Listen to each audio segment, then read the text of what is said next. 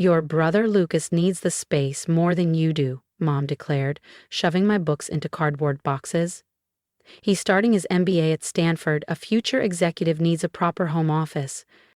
I stood frozen in the doorway of what had been my bedroom for 27 years, watching them transform it into Lucas's personal study. His leather-bound journals already lined my shelves, his expensive suit stag still on, hung in my closet. Where am I supposed to go? I asked, though I already knew the answer. I had plans they knew nothing about. You can stay in the basement for now, Dad said without looking up from where he was assembling Lucas's ergonomic chair. Or better yet, get a real job and move out. Sitting in cafés with that laptop isn't a career. If they'd bothered to ask, they'd have learned that the laptop they mocked had built an empire. 4 years of sleepless nights, coding through tears, surviving on ramen, all while they toasted Lucas's every achievement like he was the second coming of Rockefeller. Lucas needs a space that reflects his future, Mom continued, dropping my worn notebooks into a donation pile. He's going to run companies one day. What are you doing? Playing on the internet? I slipped my phone into my pocket, biting back a laugh. That playing had just secured a $680 million 0 cents acquisition offer. Yesterday, the ink dried on papers that made me majority owner of the Horizon Plaza, San Francisco's crown jewel skyscraper, the same building where Dad's investment firm leased its penthouse suite, and soon where Lucas hoped to intern for experience. I'll clear out tonight, I said evenly. Dad finally glanced up, a flicker of approval crossing his face. Good. Independence will be good for you. Maybe you can find steady work. Lucas could put in a word at one of the banks after his first semester. Not glamorous, but stable. I didn't respond. My phone buzzed again. A message from my COO lit up the screen. Orders ready, security team briefed. Do you want your office nameplate revealed before the press release? I typed back quickly. Give it 2 weeks. Let's make this memorable. As I grabbed my laptop bag, the only possession that truly mattered, Mom spoke again, her voice dripping with condescension.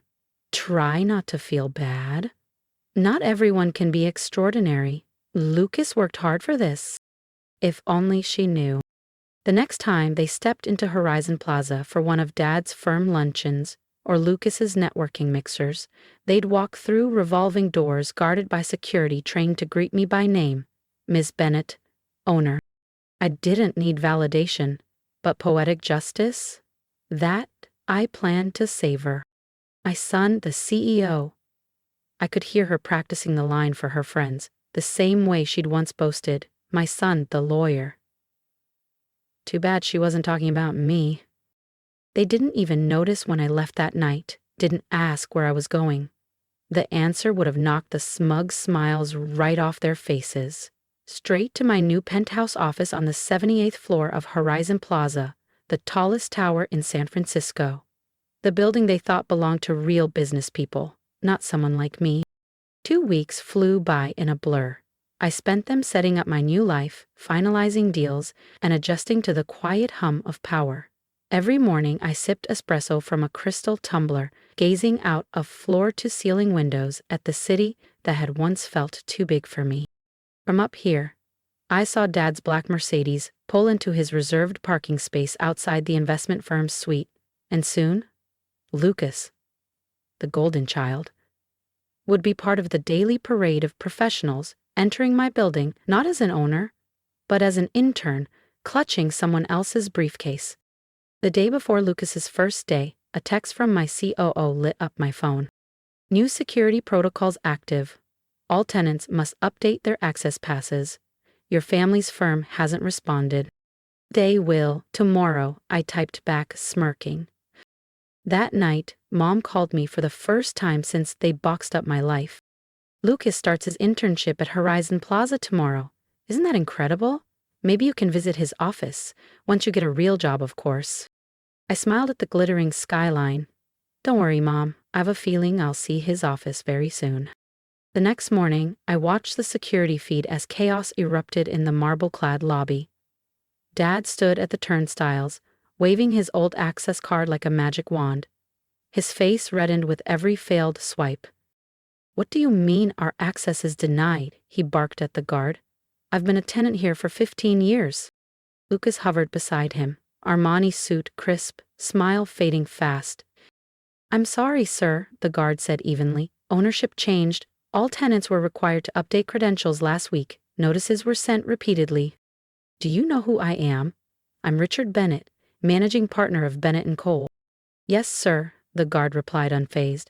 But per the new policies, everyone needs clearance from Madam Owner. Mom, phone in hand, ready to livestream Lucas's big day, pushed forward. This is outrageous. My son's first day, he cannot be late. I understand, ma'am, the guard said, glancing toward the private elevator. But I already called her. She's on her way. The elevator doors slid open with a soft chime. I stepped out in a charcoal Chanel suit that cost more than Dad's monthly lease. My Louboutins clicked like punctuation marks across the marble. The lobby went still. Mom's phone slipped from her fingers. Access problems? I asked smoothly, meeting their stunned eyes with the calm certainty of someone who no longer needed their approval. Because the building they worshipped now belonged to me. And that was only the beginning. If you want to see what happened when my family realized I owned more than just the building, make sure you hit subscribe. You won't want to miss the next chapter. Dad's jaw dropped. Lucas's perfectly practiced, future executive composure cracked. Madison? Mom whispered. Actually, I corrected her with a calm smile, it's Ms. Bennett in this building. Or Madam Owner, as the staff prefer. This is impossible, Dad stammered. You make apps. You sit in cafés. I turned to the security guard. Please pull up the ownership documents on the main display. The massive digital wall behind the reception desk flickered, then glowed with the official acquisition papers. My company's logo stretched across the screen, followed by my name. My signature etched boldly at the bottom of a multi-billion-dollar purchase agreement. Those apps you never bothered to ask about? I said, turning back to my family, savoring the silence. They didn't just make money, they revolutionized real estate technology. Every major property management firm in this country uses our platform, including the one I bought this building from. Lucas found his voice first. But my internship, the investment offices, they're still yours, I assured him coolly. Unlike some people, I don't believe in tossing family aside when they're inconvenient. My eyes met Mom's. Her lips tightened. However, I continued, nodding to my assistant who appeared with 3 crisp folders, there are a few adjustments. I handed the first folder to Dad. Your firm's lease? Effective immediately, you'll be paying market rate. No more legacy discounts. The second went to Lucas. The investment group he's working for now reports to our tech division. All interns are required to complete mandatory analytics training, twice a week. Finally, I turned to Mom, letting the third folder hover in the air before I handed it over. And you'll need to schedule an appointment if you plan to drop by. No more impromptu photo shoots in my lobby for Instagram. You can't do this, Mom whispered, voice cracking. Shelley, I said softly, I can, just like you could throw me out of my room for Lucas's bright future. Funny how property ownership works, isn't it? I glanced at security. Issue them temporary passes for today. Full access only after they sign the new agreements and complete orientation. As they stood there, clutching their passes like lifelines, I heard Mom murmur, I don't understand. You were nothing. Just playing with computers in your room. No, Mom, I replied evenly. I was building an empire. You just couldn't see it. Because it didn't look like your definition of success. I checked my watch and smiled. Now, if you'll excuse me, I have a board meeting to attend. In my building. 1 month later, I sat in my glass-walled penthouse office, Horizon Plaza glittering beneath the morning sun. Dad's firm had quietly signed their new lease at triple the old rate. Lucas had failed the analytics exam twice before finally passing, and Mom? She'd tried sneaking into the building 4 times before giving up and booking formal visits through my assistant. Funny how things change when the building and the power belong to you. My intercom buzzed. Miss Bennett, your family has arrived for the requested meeting. Send them in, I replied, my voice calm but edged with steel. They walked in like chastened schoolchildren. Dad stripped of his usual booming confidence, Lucas without that smug grin he wore like a badge of superiority, and Mom clutching her Hermes bag like a life preserver, eyes darting around my office as if the sheer size might swallow her whole. Behind me, San Francisco glittered beneath the morning sun through floor-to-ceiling windows, a skyline that now bent to my will. They obeyed. I didn't bother softening my tone. We need to discuss some changes. Dad cleared his throat. More rent increases? Not exactly. I slid 3 sleek black folders across the polished marble desk. These are about my old room. Mom stiffened, lips pressing thin. Lucas needed that space for his future. Stop, I cut in. You wanted him to have a sanctuary for his MBA studies. But that's not what happened. I opened the first folder. High-resolution photos spilled out. This was taken yesterday. My old room is now a personal influencer studio. Soft lighting, branded props, perfect for Lucas's little TikTok empire on business hustle tips. Not exactly study material, is it? Lucas flushed crimson. How did you? I monitor every square foot of what I own, I said coolly. The second folder hit the desk. Here are your actual work hours, Lucas, based on building access logs. Seems like the only thing you're consistent about is booking conference rooms for content shoots. You can't track me like that, he snapped. I smiled thinly. I own the building. Every badge swipe, every security feed runs through my system. Finally, I opened the third folder and turned to Mom. And this? Your social media lifestyle brand? Every glossy photo you post from Horizon Plaza? Shot without permission. On property you don't have access to anymore. Using servers I control. Mom's voice trembled. What do you want from us? I stood, heels clicking against the marble as I walked to the window, hands clasped behind my back. The same thing I've wanted since the day you boxed up my life and tossed it in the basement. Respect. Recognition. A family that sees me for who I am, not who you wished I'd be. With a press of a button, the wall screen behind me blazed to life, charts and graphs filling the room like cold judgment. Dad, your firm's billable hours? Down 40% since last quarter. You're bleeding clients because you refuse to update your outdated systems. I turned to Lucas. Your business hustle advice? Worthless when your internship performance ranks dead last. Finally, I looked at Mom. And your influence? It vanishes the second I revoke your access, which I have. Lucas swallowed hard. Are you gonna throw us out? I faced them. Every word precise as a blade. No. I'm giving you a choice. Sign the new agreements, follow the rules, or walk away. No, I said evenly, meeting each pair of eyes across the glossy marble desk. Unlike you, I understand the difference between property and power. I slid 3 fresh documents across the table. These are your choices. The silence was thick enough to hear the hum of the city below. Dad reached for his folder first, scanning the pages, his jaw tightening.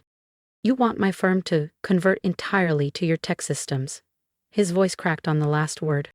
Full digital transformation, I confirmed. Your practice is stuck in the last decade.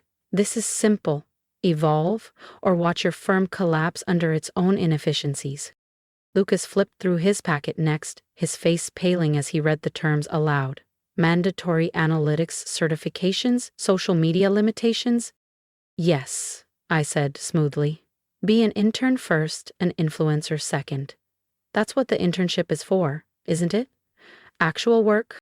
Mom's hands trembled as she clutched her folder like a lifeline. Her designer rings glinted under the fluorescent lights as she read aloud.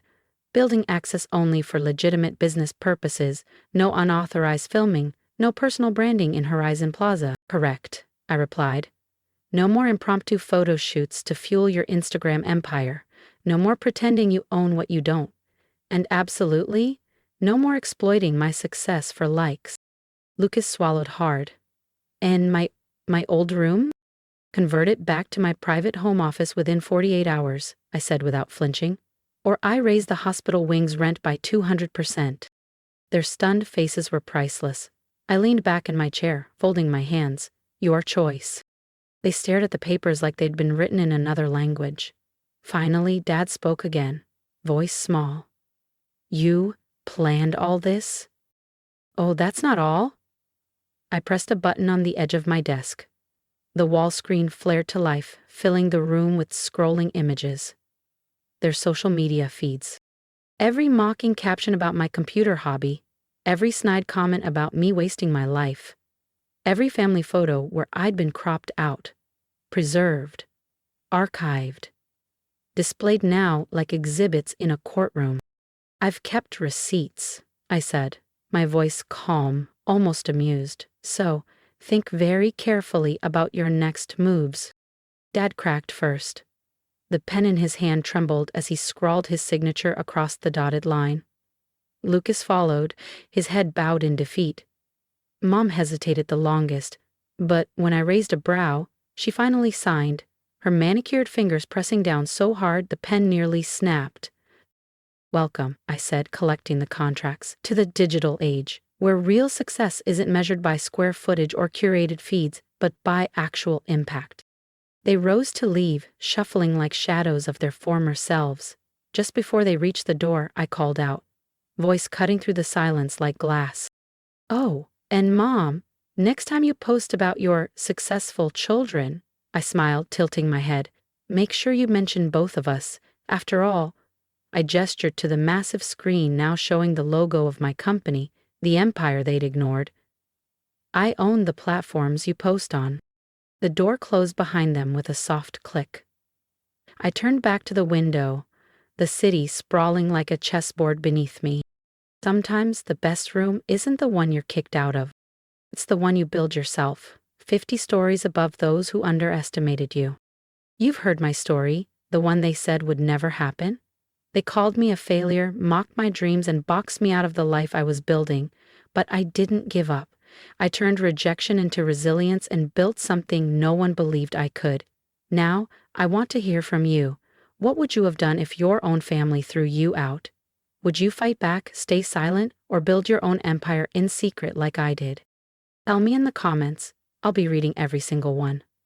And if you've ever been underestimated, let this be your reminder. The people who doubt you today will be the ones Googling your name tomorrow.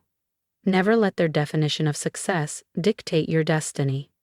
If this story resonated with you, hit subscribe and join me for the next chapter. It's bigger than this one. And trust me, you'll want to see how far I take it. Share your advice too. What's the most powerful lesson you've learned about self-worth, success, and proving people wrong? Your wisdom might be the spark someone else needs. This channel is more than stories. It's a community of fighters, dreamers, and builders who refuse to settle. So let's grow together. Drop a comment, subscribe, and turn on notifications, because if you think this twist was satisfying, the next one will leave you speechless.